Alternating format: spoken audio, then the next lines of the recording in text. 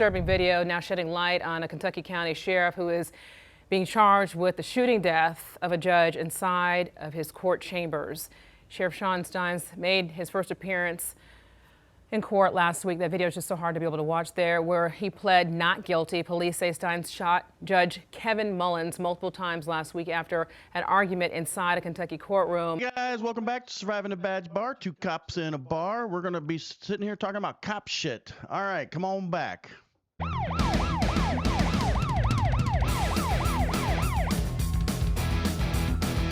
Right, so today we're going to talk about a weird-ass incident. When I saw this, I texted LT and I said, dude, did you see where the sheriff in Kentucky shot and killed the judge in his own chambers?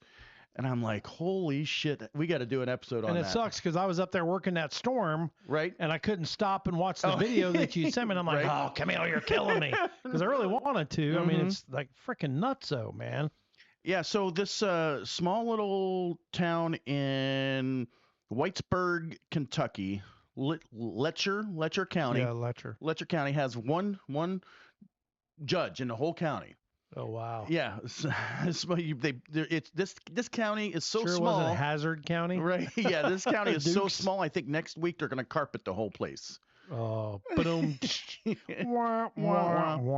entrance and the exit sign are one and the same. If they order a large pizza, they got to go out of town to eat it? Yes, yeah. Good one. Not bad at all. Not bad at all.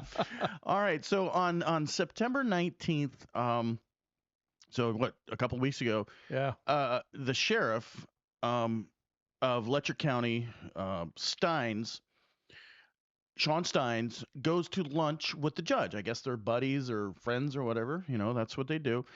And they're at lunch, and they come back, and while they're in the judge's chambers, the sheriff pulls out a gun, and he's not in uniform. He's in civilian clothes. Civvies, yeah. He's in civilian clothes. He pulls out what looks like a Glock, and it points it at the judge and shoots him twice. He falls off the chair. He bends over or leans over the desk, shoots him a couple more times, and then comes around and shoots him like 3 more times. I don't know how many times hit him, but he's pretty DRT, right? Oh.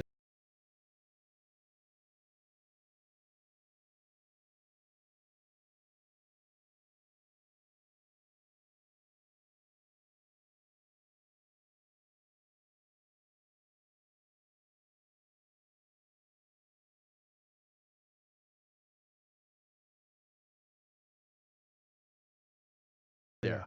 Oh, and okay. He walks out of the judge's chambers and turns himself in. As simple as that.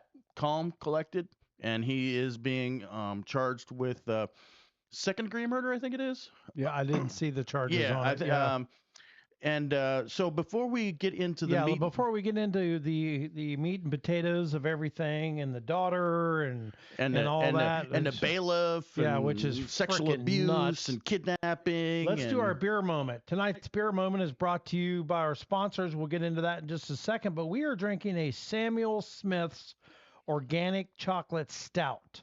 And this brewery has been owned and operated since 1758. And they are out of Tadcaster, England. And that's what the can looks like. We'll put a picture of it on the screen for you. But, you know, I like a good stout. I'm not into the coffee stouts. If it's super, I know you don't drink coffee at all. I don't mind a little bit of a coffee taste. But I'll tell you, man, this actually tastes like somebody poured just a little bit of chocolate syrup in it. Yeah. I mean, it's got a good chocolate flavor. It's not overwhelming. I'm so surprised by that beer. Yeah, it's not overwhelming at all. I'm going to give this a 7. Yeah. I could see a 7.5. Yeah. There you go. There you go. I'm not usually a stout drinker. I like a dark beer. You and I both like dark beers. Yeah, we do. But I enjoy that. That's a pleasant. I mean, you couldn't sit there and drink 6 of them. No, but this would be really good with a very mild cigar. Oh yeah, chilling with and in this cold ice weather. Cold weather. Yeah, wintertime. Well, we're getting into fall, so we wanted to kind of go into a little more fall stuff. You know, we're into October. Second or third week of October now, and so we tried to find a pumpkin beer, but maybe we'll be able to get one before Thanksgiving. Yeah, I didn't see any in the store when I was shopping. Yeah, but he got this at ABC Liquors, which is, pretty good here in Florida. So anyway, all of our beer and bourbon moments are brought to you by our sponsors, Mainstreet Realty, and here's a word from them. Contact Mainstreet Realty for all your real estate needs. This power team includes Tom Clem, a veteran Marine and retired law enforcement professional. Well, Camille, let's jump into what's up with the sheriff's daughter and bailiff and what all is this about? Dude, this is just weird. It's really fresh. So I was researching and looking at videos and everything. And if you guys know the absolute motive of this, send us a comment down below.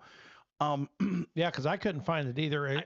The ins and outs. There does not seem to be a clear motive. There seems to be maybe a couple of different motives that possible. So let's talk about that. Yeah, because I don't think any argument, just an argument, because they said they argued, would be, grounds for just pulling out your Glock and bah, bah, bah, bah, unless this is personal. This seems real personal. Seems real personal. Now the judge's chambers is videotaped. And I'm gonna show the video in there. The judge's where he's struck is blurred, but you see him shooting the judge. There's no audio tape, and I'm thinking that's probably because of privacy rights and of course and attorneys talking to the judge. Right, that's kind of what and even victims come in and talk to the judge and all. So that's kind of why I think it probably wasn't audio. Sure. I think that's probably just a standard thing. Absolutely. So. One line of thought was that there was something going on. So a few weeks ago, or a month ago, a while ago, there was a situation with one of the sheriff's bailiffs. He apparently, according to some of the reports, was trading sexual favors with women who were on like community control ankle monitors to keep them out of jail. They didn't want to go to jail, and so he was having sex with them in favor of not reporting them back to jail. And one of the reports I saw was that the sexual assault was happening in the judge's chambers. And I'm like, holy crap. And a couple of weeks ago, but nothing said the judge was involved. No, nothing. I saw this that we saw right so far. Yeah. So far, the sheriff, he was deposed on this case a couple of weeks ago, and it's just real weird. Okay, I think the bailiff, who is a sheriff's deputy, was charged, but that hasn't gone to trial, so we don't have a lot of information on that. Right, corruption. So that's one weird thing that's going on, and another weird thing, when I was researching this, I sent this to LT, and I sent it to a few more cops, and what we kind of found out was there may have been some kind of situation with the judge and the sheriff's daughter. Yeah, why would a judge have the sheriff's teenage daughter's number in his phone unless she was babysitting for them or, watch house sitting or something like that, which I don't think that happened here. Because didn't even say anything like that. I think that would have come out. Right. It seems like when he found out, that may be what started all this or something. I don't know. So apparently what happened is the judge and the sheriff come back from lunch, and at some time they're in the court in the chambers, and the sheriff tries to reach his daughter with his own cell phone, and she doesn't answer. Then apparently he tries to reach his daughter using the judge's cell phone that the judge had saved in his phone. So he knew the judge had her number in his phone. Or maybe he was guessing. Let me see your phone. I don't know. Because of this situation, there was something going on. And he said, well, let me see your damn phone. You got her number. Mm-hmm. I know you got her number because you called her. I've seen you call her, or I saw it on her phone or whatever. Yeah. And that maybe fired all this all up. And she didn't answer, or maybe that was just he's got her phone her phone number in his cell phone. That's the last straw. This proves all the other stuff that I thought. This proves it. Yeah. And that's enough. Nobody is because to just shoot somebody cold-blooded like that. That's a personal thing. Something had to be going on. I agree. But now, is there something else that's just as bad, but in a different way? We don't know. We do know that this sheriff shot the judge, and these two lines of thought are happening. Now, the sheriff had his Glock on his person. Ever since I was a cop, we were not allowed to have our guns with us in the courthouse. No, we had to check them into a locker and take the key with us into the courtroom when we were done testifying and done doing everything we needed to do in the courthouse. Then we would go back to the locker, undo it, pull up, bam, so we were allowed in the courthouse, but not in the courtrooms with our weapons. Which is we weird. We had to immediately walk in through security, go right into the room, lock our firearm up, and then go do whatever we had to do. Which is weird because I remember, I mean, there's been courthouse shootings, and the only people apparently armed are the bailiffs. But what if this murderer grabs the bailiff's gun? I'm sitting there without a gun. Yeah. I always thought that was just so wacky that we don't even trust the law enforcement. I remember Provenzano was the guy's last name. It was like an 8485. Was that the one in Orlando? On this day 29 years ago, the gunman Thomas Provenzano walked into a courtroom with a backpack. He pulled out a weapon and shot bailiffs William Wilkerson and Harry Dalton and Orange County Corrections Officer Mark Parker. Contrary to what human nature would tell somebody to do, when the gunfire started ringing out, they ran towards the gunfire instead of seeking shelter. And as a result of their sacrifice, many other lives were saved. Yeah, I went into Orlando and shot up the courtroom and all that. Yeah. There's a lot of security, but I just think it's so weird that we limit the law enforcement. And I don't know, and if you have a courthouse that allows law enforcement to carry their firearms, or if you don't and you have a reason, let us know. Give us a comment down below. Oh, you know what? What's that? My last couple of years, they allowed us to carry our weapons in. Is that because of new sheriff? Because wasn't there a new sheriff? Wasn't that Lima? Yeah, they allowed us to carry our weapons in, because I remember going to traffic court and all that inside the courthouse. We did not have to take our weapons off. I remember that. So the last 2 or 3 years. So maybe that's changed all over now. Okay. For that, because I never had to take it off after that. So, and that was at the new courthouse. They had all new security, all the weapons check stuff and all that. So, Okay. So I just remembered that we didn't have to take them off at the end of my career. So, okay. So let us know if your courthouse allows you to carry your firearm, or if they don't, why. Comment down below, or you can send us an email at retiredcopsrule@gmail.com. And if you know the motive of this case, this is going to be interesting to watch over the next couple of years, because it'll he pled not guilty. It'll take a while to go through the court system. And if you know the motive, and you can really get us the motive here in the next, let's say a couple of weeks or whatever, we may have to. I think we ought to do a part 2 on this once we figure it all out. Definitely do an update. Yeah, because it's just such a strange case, man. A weird case. It really is. I mean, because apparently from everything I've heard, they were friends. Right. It would, in my opinion, it would take a lot to snap that, what is it, the straw that broke the camel's back. Something had to be. And the brewing. prosecutor, I guess, has recused himself because he, through a family member or something, is related to the judge that was murdered and is very close personal friends with the sheriff. Well, yeah. Well, it's a super small town. Right, apparently. right. I mean, it's a small town, small county. And I'm wondering if they're affected by this storm. It's in Kentucky.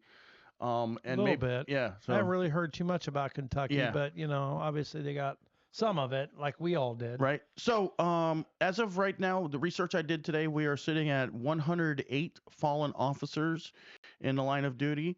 Firearms are up, and auto-related are up. And it looks like the last 3 or 4 were all auto-related, either a vehicle assault or vehicle accidents, crashes, responding to calls, things like that. So the pop-ups I saw were all vehicle related last couple weeks. Yeah. So please, but before I'm sorry, go ahead. Please be careful in your vehicles out there, because those are what's the weight of a It's a 3-ton missile, man. Yeah, exactly. 2.5, 3-ton missile. I mean, and that's a lot. It's a lot of kinetic energy, a lot of moving energy. So for all the officers who have fallen in the line of duty, we salute you. Cheers. God bless each and every one of you. And while we're saluting. So should we have a list Ronnieisms. Right, Ronnieisms. Yeah, disclosure. Disclosure.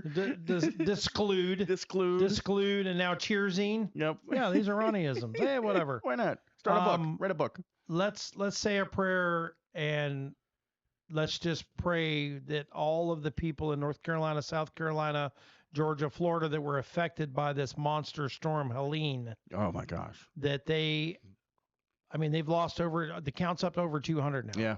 Wow. And babies, twin babies and everything. It's terrible. So I'm praying that they get some help and that they get their lives back, and for all those that are lost. So let's say a little prayer for them. Please, I hope everybody makes it out okay that's still with us.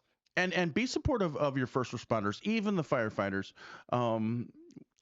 They are doing amazing work. They're working 24/7. They are just, and they have families that they have to deal with too. Absolutely. Show some respect. Be careful. These guys are out here busting their ass trying to get this power back up. Yep. In our area right here, almost I think all the power's back. But there's areas up in Madison, Florida, where I was at, that whole grids are completely torn down. Yeah. They won't have power for weeks. And they were lying at the shelters getting food and everything else. So have some compassion, guys. Yep. Have some compassion. Definitely. All right. With that, thank you for joining us with Two Cops in a Bar. And now it's you and Two Cops in a Bar. And always remember, at Surviving the Badge, we still got your 6. Be safe out there.